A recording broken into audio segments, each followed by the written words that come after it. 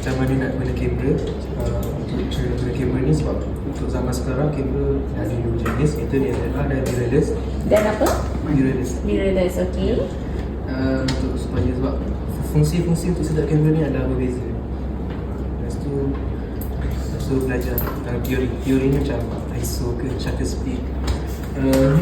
Penting lah untuk apa yang kita belajar untuk dalam fotografi, supaya kita tahu apa fungsi-fungsi teori yang kita belajar, supaya kita boleh guna untuk dalam mana tempat, indoor atau outdoor.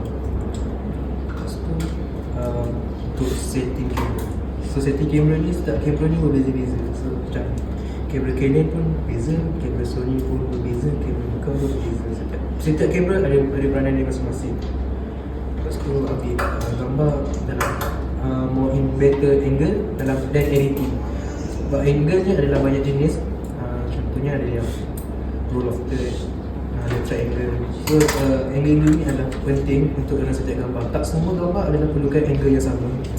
Dan editing pula sebab tak semua gambar tu adalah cantik lah. So kita kena edit jugalah. Mungkin ada gambar tu macam noisy sikit ke, so kena edit.